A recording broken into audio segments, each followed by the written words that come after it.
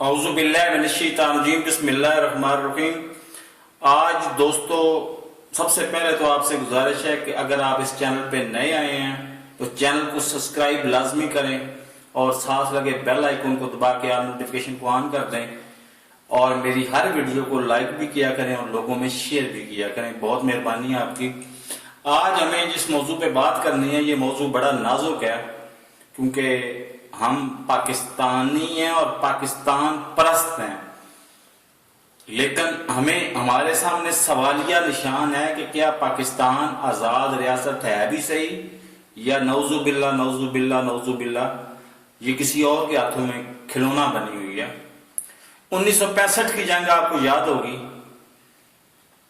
اس میں جس طرح سے والہانہ عوام نے شرکت کی تھی، آرمی کا تو کام ہی لڑنا ہے لیکن عوام نے جس طرح سے شرکت کی تھی کہ یقین ماننے کہ وہ میرا خیال ہے 25 سے 50 کلومیٹر بنتا ہے لاہور شہر، اندرون شہر سے واگا بارڈر، وہ دیگے سر پہ رکھ کے نا حلوہ پوری کی تو وہ لے کے جایا کرتے تھے اپنے جوانوں کو ناشتہ کروانے کے لیے۔ سرحدوں پہ جوان حفاظت کر رہے ہیں، ملک کی خاطر لڑ رہے ہیں اور وہ دیگیں سر پہ رکھ کے لے کے جایا کرتے تھے ان کے لیے ناشتہ۔ تو ان کی بہادری اور جرأت کو بھی سلام کرنا بنتا ہے ہمارا، اور پاک فوج ہمارے ایمان کا حصہ ہے۔ اور جہاں پہ بھی میں بات کروں گا نا فوج پہ نعوذ باللہ کوئی تھوڑی سی ہلکی تنقید کروں گا، اس کا ہرگز یہ مطلب نہ لیا جائے کہ نعوذ باللہ میں بحیثیت ادارہ فوج کے خلاف ہوں، میرے لیے اعزاز کی بات ہوگی کہ میں فوج کی خاطر اپنی جان بھی قربان کر دوں۔ لیکن اس کے بعد کیا ہوا 1971 میں، یہ ذہن میں رکھیں کہ ایوب خان صاحب وہ بھی نہیں تھے، وہ بھی مطلب کہہ لیں کہ وہ میرٹ پہ نہیں آتے تھے، وہ پرموٹ ہو کے سازشیں کر کے پیچھے غلام محمد تھا وہ فالج کا مارا ہوا، وہ جب گورنر جنرل تھا تو اس وقت ترقی کرتے کرتے وہ کمانڈر چیف بن گئے اور کمانڈر چیف سے بعد وہ مارشل ایڈمنسٹریٹر بن گئے۔ لیکن اس وقت تک مطلب امن قائم تھا اور متحد تھی قوم کے اندر پیسہ سرایت نہیں کیا تھا، اس لیے قوم نے الحمدللہ دشمن کو منہ توڑ جواب دیا اور پاکستان جیت گیا۔ لیکن اس کے بعد 1971 میں جسٹ 6 سال بعد ہی بالکل فیئر اینڈ فری الیکشن ہوئے۔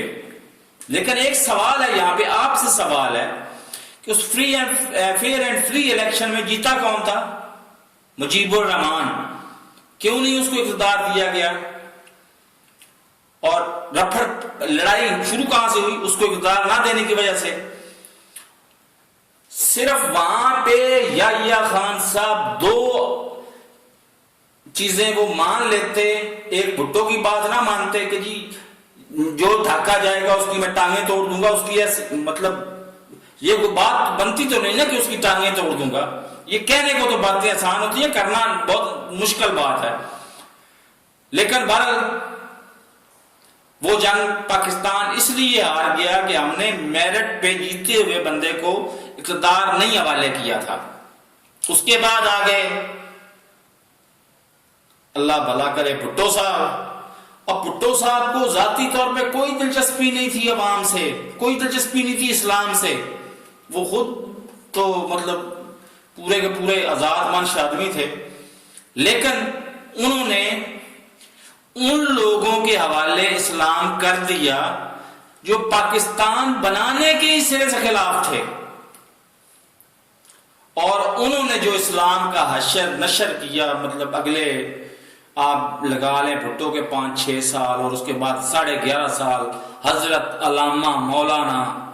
اب میں اس لیے پڑھا ہوں کہ وہ خود میری برادری کے بھی تھے، اور اس سے بڑی بات یہ ہے کہ وہ میرے سٹیٹس کے تھے، وہ مطلب middle class lower middle class سے وہ تعلق تھا ان کا، میرے رشتہ دار بھی تھے۔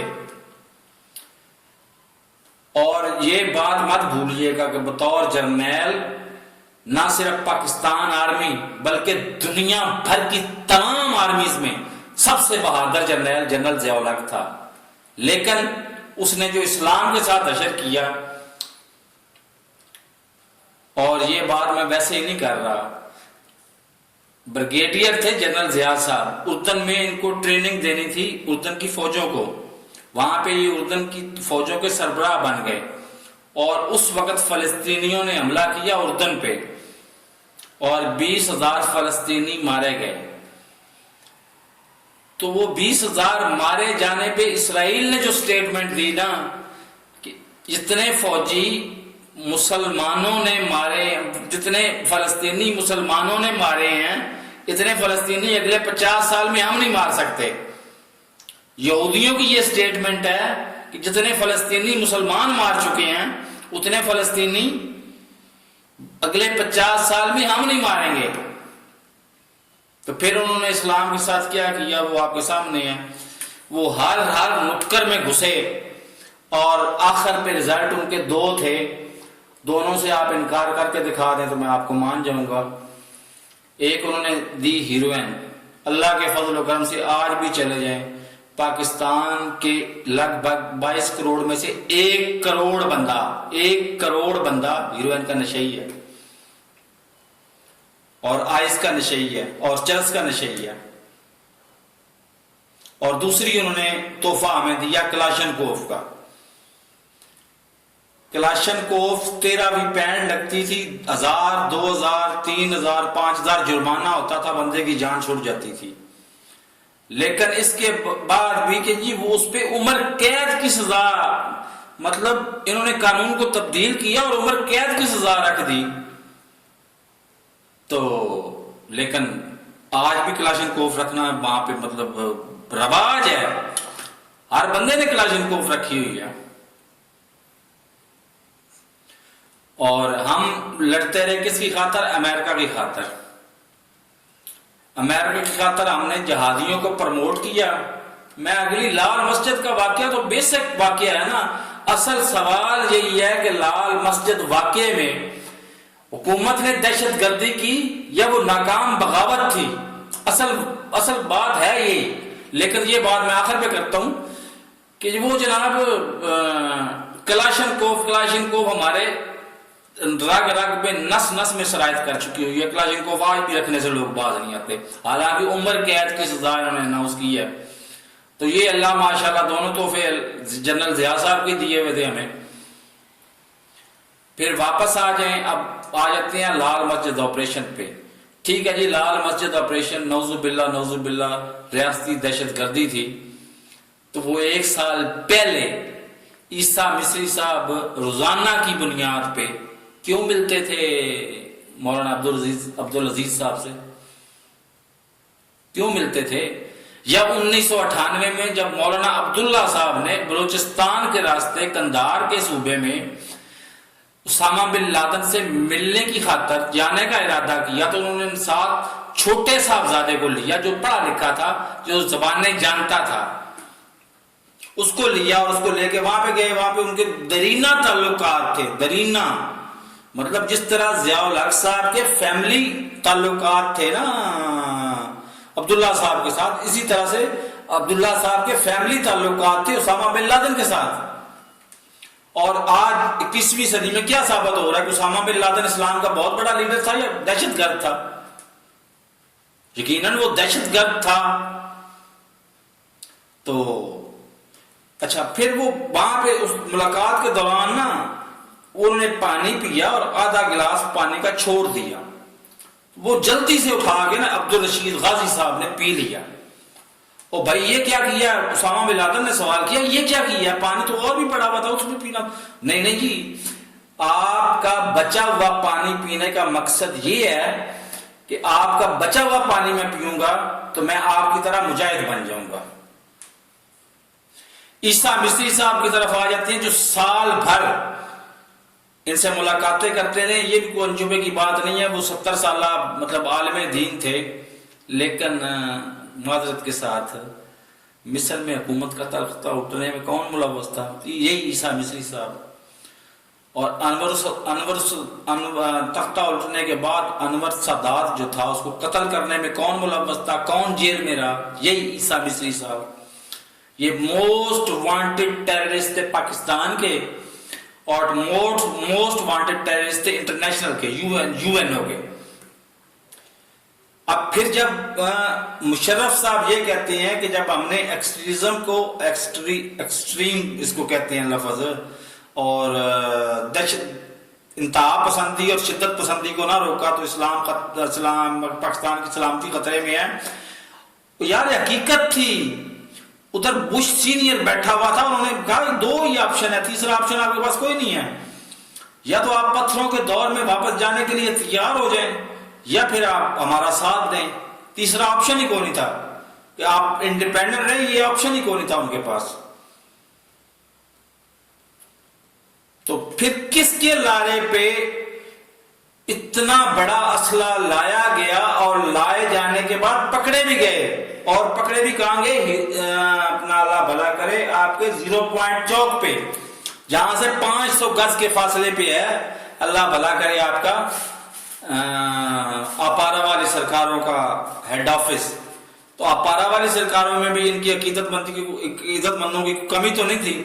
یہ تو پیدل بھی جاتے ہیں وہاں پہ تو وہاں سے بات کر سکتے تھے، لیکن انہوں نے وہاں پہ بات نہیں کی، کیونکہ فوجی ہمیشہ سوچتا ہے، اس کو مہارت ہوتی ہے اسلحہ دیکھنے کی، اسلحہ استعمال کرنے کی، اور ہر چیز کی اسلحے کے متعلق وہ ایکسپرٹ ہوتا ہے. وہ دیکھتے نا جب اسلحہ، تو وہ میں بعد میں آپ کو بتاتا ہوں کہ وہ دیکھتے تو وہ کیا سوچتے. انہوں نے کال کی اپنے دیرینہ دوست، فیملی فرینڈ جنرل ضیاء کے بیٹے کو، جو اس وقت وزیر مذہبی امور تھا، اعجاز الحق کو. اور اعجاز الحق بھی میرے جیسے ارائی ہیں بیچارے، وہ بھی انہوں نے بھی جرأت نہیں کی خود آنے کی، انہوں نے ساتھ لیا اپنا شجاعت حسین کو. وہ دونوں آئے اور گاڑی کو کلیئر کروا دیا. اس گاڑی میں کون سی ایسی چیز تھی، کون سا ایسا اسلحہ تھا؟ کلاشن کوفے تو ان کے لیے نارمل چیز ہے. وہ اسلحہ اس طرح کا تھا میرے بھائی، جواب اس کا یہ ہے کہ اسلحہ اس طرح کا تھا کہ کوئی فوجی دیکھتا نا تو وہ لازمی سب سے پہلے وہ یہ سوچتا کہ یہ 1000 2000 4000 5000 بندے کو مارنے کے لیے تو نہیں ہے، یہ تو ریاست پہ قبضہ کرنے کے لیے ہے. اور پھر کون آخری لمحے تک جب تہ خانے میں چھپے ہوئے تھے عبد الرشید صاحب. میں یہ باتیں ماضی کے قصے نہیں بیان کر رہا، فیوچر کی آنے والی گورنمنٹ کو بھی وارننگ دے رہا ہوں. جو آج بھی بڑا بھائی جو ہے وہ آج بھی پاکستان کے کیپٹل اسلام آباد میں، اور پہلے وہ 500 کا ادھر بیٹھا ہوا تھا، 500 کا ادھر بیٹھا ہوا ہے اپارا والی سرکاروں کے، آج بھی وہ پاکستان کا پرچم نہیں لہراتا. آج بھی وہ لہرا رہا ہے امارات اسلامیہ افغانستان کا پرچم، جس کو پوری دنیا میں کسی ایک ملک نے بھی تسلیم اب تک نہیں کیا. تو اب آپ بتائیں، آپ ہی فیصلہ کریں کہ ریاستی دہشت گردی تھی یا حکومت کے خلاف ناکام بغاوت تھی. یہ ناکام بغاوت تھی اور پاکستان بچا ہے.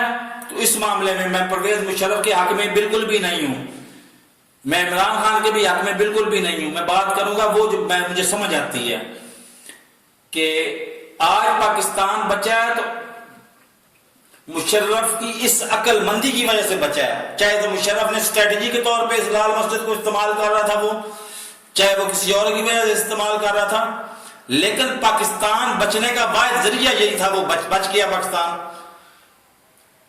تو اب آخر پہ پھر میری گزارش ہے کہ میری ویڈیو کو لائک نہیں کیا، ابھی چینل نہیں سبسکرائب کیا تو چینل سبسکرائب کریں، ساتھ رکھے بیل آئیکن کو دبا کے نوٹیفیکیشن کو آن کر دیں تاکہ میری ہر نئی آنے والی ویڈیو کو نوٹیفیکیشن آپ کو بر وقت ملتا رہے. اللہ حافظ.